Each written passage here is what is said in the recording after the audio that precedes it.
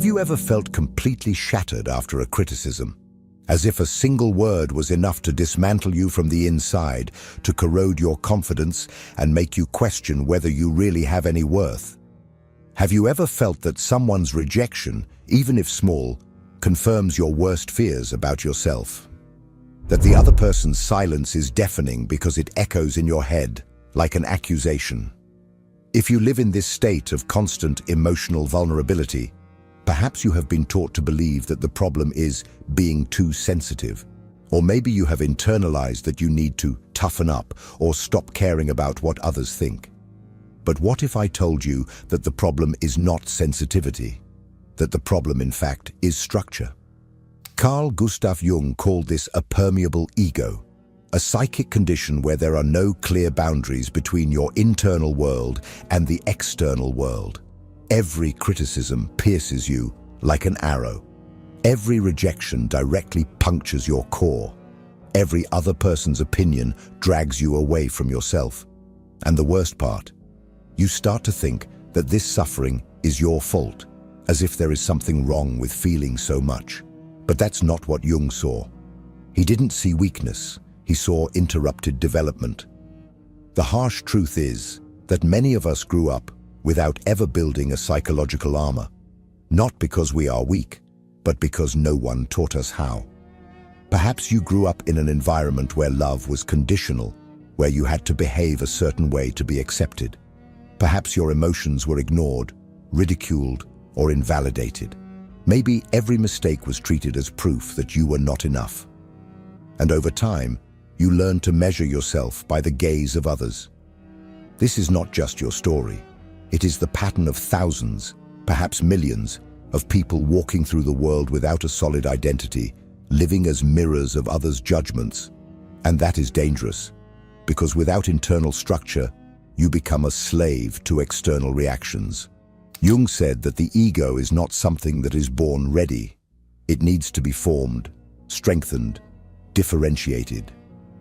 A healthy ego is like armor, not to make you cold or inaccessible, but so that you can exist in the world without shattering at every opposing wind.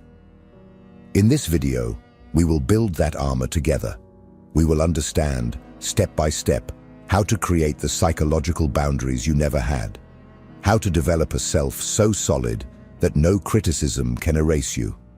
And in the end, you will not be a person shielded by rigidity, but someone with enough courage to be vulnerable without being destroyed by it. Get ready. This will not be a light conversation. But if you are tired of living at the mercy of the world, it's time to take control back. You were not born with a fragile ego. This is important to understand right from the start. No one comes into the world carrying the certainty that they are worthless, or believing that they need to be perfect to be loved. This is learned.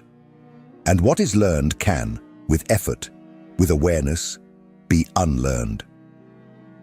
Carl Jung observed, in his clinical practice and in his deep investigation of psychic development, that many adults living in chronic emotional suffering are not weak, but rather unfinished, incomplete at the exact point where they should have been structured. And that is where the key lies. The fragile ego is not a characteristic, it is a consequence. A symptom of a prematurely interrupted individuation process.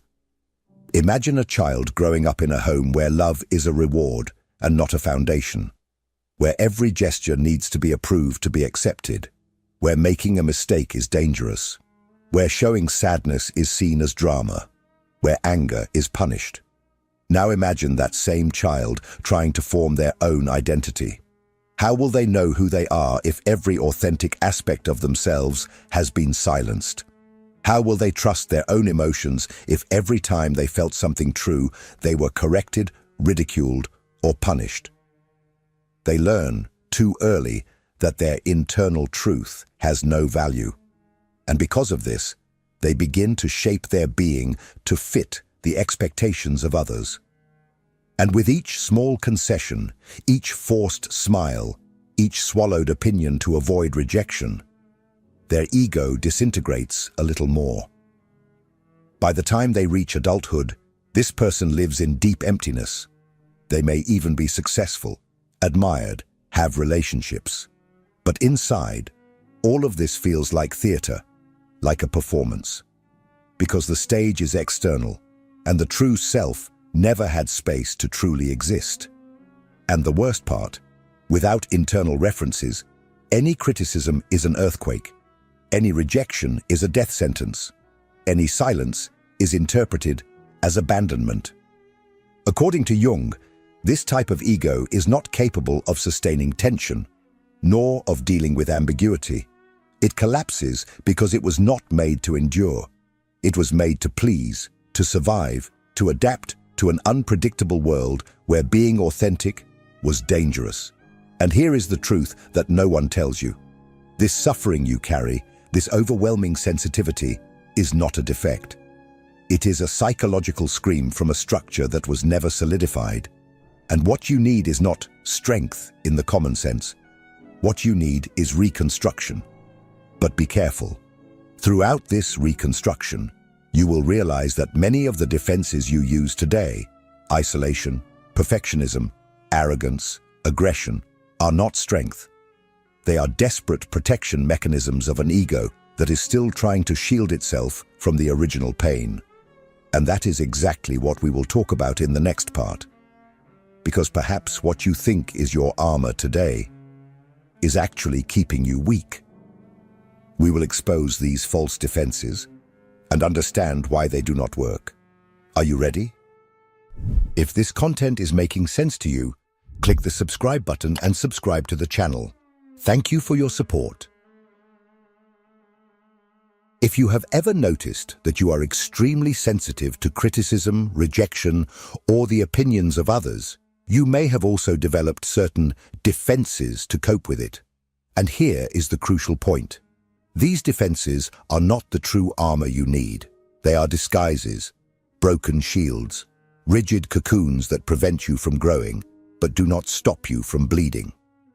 Carl Jung was emphatic in pointing out that the fragile ego, the one that has not yet gone through the process of individuation, often hides behind defensive masks that seem like strength, but are crystallized fear. They are survival strategies, not strategies of psychic maturity. Let's start with defensive arrogance. It appears as an inflated, almost theatrical posture, where the person does everything to seem impenetrable. They become hyper-rational, cynical, mocking, but just one offhand comment is enough to reveal what lies beneath: an absolute fear of appearing inferior. Arrogance in this case is not confidence. It is a fragile armor built to hide the emptiness of an ego that feels constantly threatened. Next, we have social isolation. How many people today live locked in their own emotional bubbles, not for pleasure in solitude, but out of fear of getting hurt? They cut ties, avoid intimacy, build an invisible dome where they believe they are safe. But deep down, they are only reinforcing the message that the world is too dangerous and they are too fragile to handle it. And what about paralyzing perfectionism? This is one of the cruelest false armors. The person lives trying to do everything impeccably right, because deep down they believe that any failure is a confirmation that they are not good enough. This is not excellence. It is self-sabotage disguised as effort. It is the fear of being seen making mistakes. It is the ego saying, if I never fail, maybe no one will discover that I don't feel enough. Finally, there is preemptive aggression, the need to attack before being attacked. People who react with hostility to any criticism, who become sarcastic, harsh, or even cruel as a way to show strength. But this strength is what Jung would call neurotic compensation, a desperate attempt to protect an ego that can no longer bear to be exposed. All these false armors have something in common. They push people away, and by pushing others away, you also distance yourself from yourself, because the ego, contrary to what many think, is not the enemy. It is the bridge between the internal and external world. If that bridge is crumbling, your reality becomes unstable, chaotic, and unbearable. Jung made it clear, true psychological armor is not built with fear. It arises from the differentiation between the ego and the self, between who you are and who you are trying to appear to be in order not to get hurt. And if all that you have built so far is not armor, then what is it? This is where we enter the next stage. To build an authentic defense, you first need to lay the right foundation. And Jung said that this foundation begins with an internal movement, creating an observer within you, someone who sees without getting confused, who feels but is not swept away by emotions. In the next part, you will discover the first real step to building armor that does not break. Let's continue. Most people believe they are their emotions.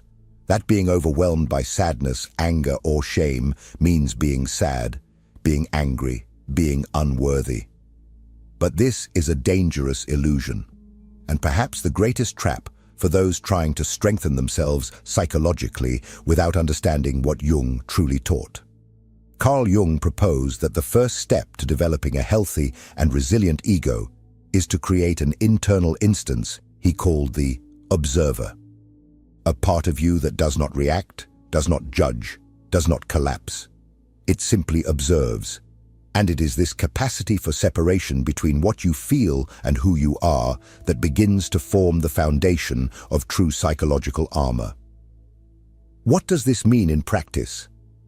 It means that when you are criticized, instead of immediately diving into the automatic thought, "I am a failure," you start to recognize, there is a part of me that is feeling shame right now. Notice the difference. In the first case, your entire identity is swallowed by an emotion. In the second, there is distance, space, clarity. This shift in internal language is not superficial, it is revolutionary. When you begin to name your experiences instead of identifying with them, you start to break free from the cycle of emotional collapse that defines a fragile ego. Jung saw the observing ego as the bridge between consciousness and the unconscious. When you activate this observer, you become capable of looking inward with honesty, without judgment. You can perceive yourself as angry but not act impulsively. You can perceive yourself as insecure but still stand your ground. You can perceive yourself as vulnerable but move forward resolutely. And that is the essence of armor. You do not stop feeling. You learn to contain without repressing. But this ability does not arise spontaneously. It needs to be practiced. Jung believed that the process of individuation, the journey of becoming who you truly are, begins with strengthening this internal instance. It is what allows the ego not to be swept away by the primitive forces of the unconscious, that it remains centered even when everything around is collapsing. People with a permeable ego live at the mercy of any emotional wind. But when the observing ego awakens, you begin to build the firm foundation of the inner citadel. You stop reacting automatically and start responding with awareness. And it is at this very moment that your armor begins to take real shape. But here is the next challenge.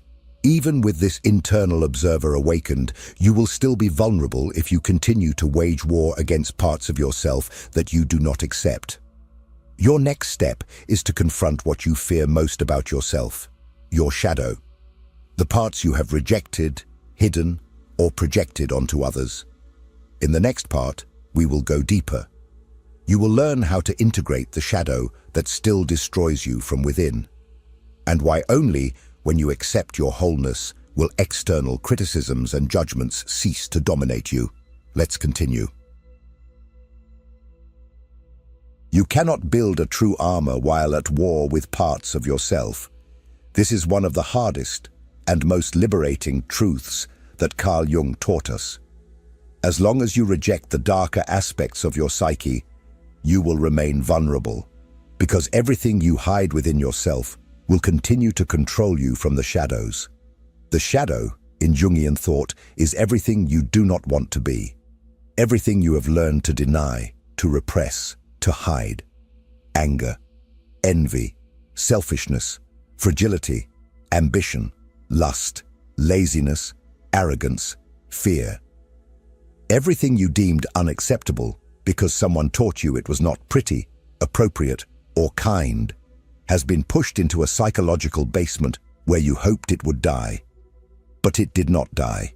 It is there, watching you, and slipping out through the cracks when you least expect it, in an outburst of anger that you say was nothing, in a subtle sabotage that prevents you from completing a project, in an envy you camouflage as moral criticism.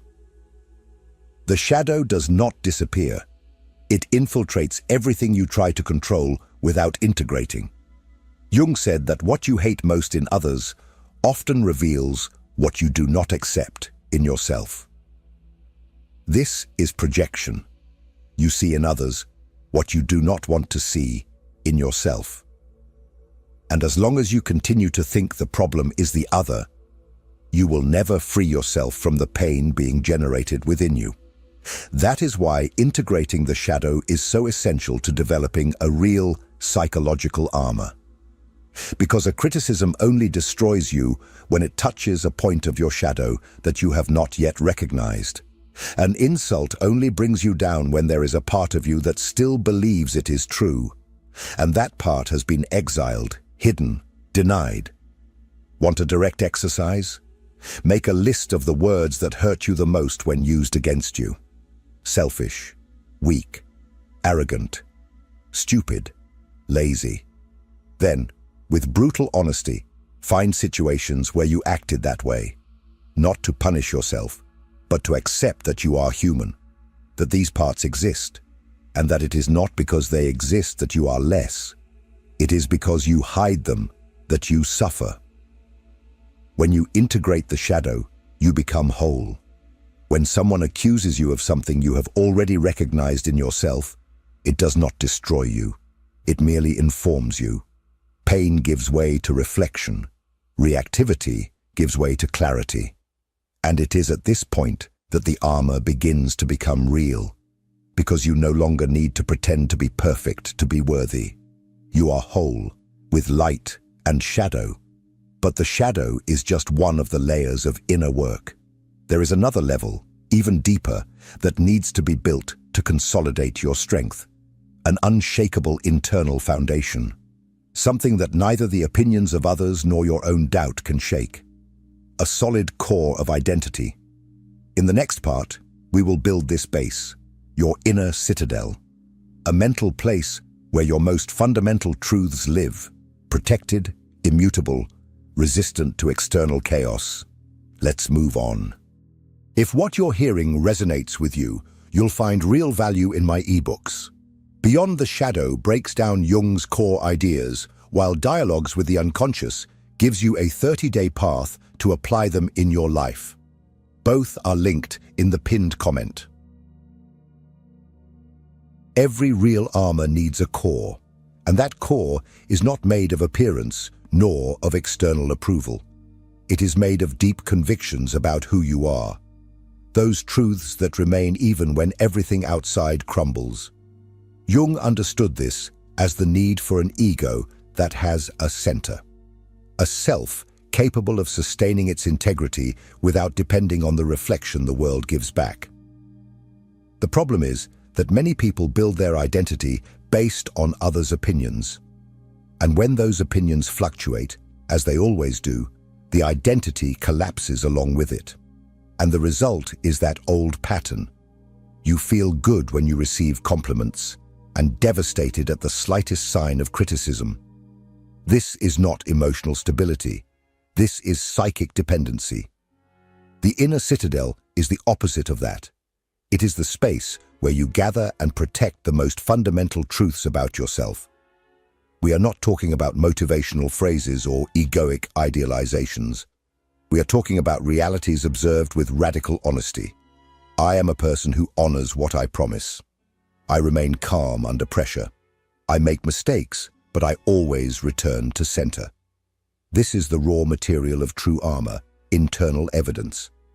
The exercise here is straightforward, but deep.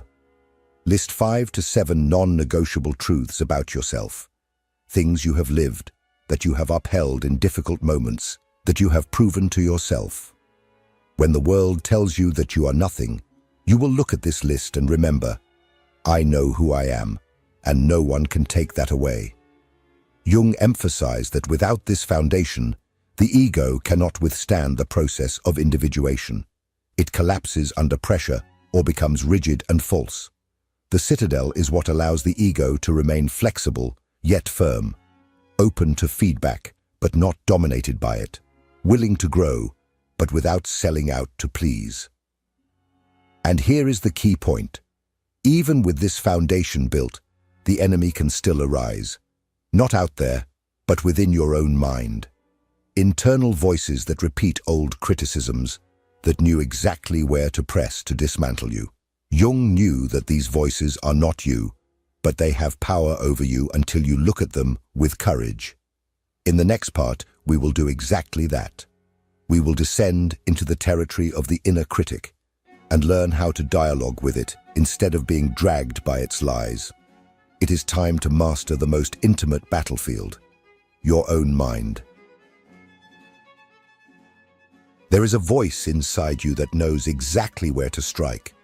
It knows your fears, your insecurities, your weaknesses. It calls you incapable at the exact moment you try to move forward. It calls you ridiculous when you dare to express yourself. It calls you weak when you feel pain. This voice is so intimate, so familiar, that you believe it is you, but it is not. Jung discovered that much of human suffering arises from this unconscious fusion with the inner critic, a psychic entity formed by echoes of the past, harsh parents, humiliating teachers, emotional abuse, constant comparisons, unintegrated rejections. This voice does not speak the truth. It speaks fear, memory, trauma, conditioning, and as long as you just listen, without questioning, it governs your life on autopilot. For Jung, the most powerful method to disarm this force was what he called active imagination, a conscious dialogue with the inner voices, not to silence them, as many try to do, but to understand them. Because everything you try to silence becomes stronger. Everything you try to exclude grows in the dark. But everything you face with presence loses its power to destroy you. This process begins with a simple yet profoundly unsettling question. Who is speaking inside me right now?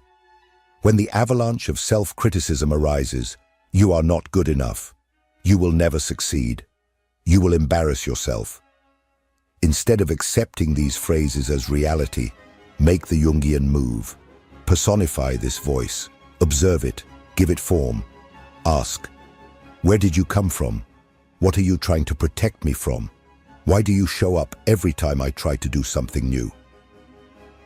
This type of questioning dismantles the illusion that the inner critic is your conscience. It is not. It is an old part, frozen in time, that still tries to protect you with strategies that may have worked when you were 5 years old, but now only sabotage you. When you create this conscious dialogue, something extraordinary happens. The voice loses its tone of absolute authority. It hesitates. It responds.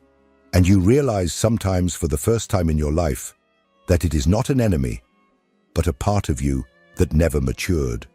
A part that still thinks you are in danger when all you are trying to do is live. And it is here that your psychological armor begins to truly solidify. Because when you learn to listen to the inner critic without obeying it, you stop being dragged by it. You become the center, the adult, the self, the strengthened consciousness that Jung emphasized as the pillar of the individuation process. But there is still an essential element missing, a skill that Jung considered the pinnacle of psychic resilience, the ability to hold two opposites at the same time without collapsing, to recognize that a criticism may have something useful without allowing it to define your worth. This is the next step, and without it, your armor is not complete. Before we move on, leave your comment below. What phrase from your inner critic hits you the hardest today? Writing and reflecting on this is already the beginning of the individuation process. And continue to the next video. It is a key piece to complete this journey and consolidate everything you are building now. We have come this far together. Now it is time to go even deeper. I'll see you there.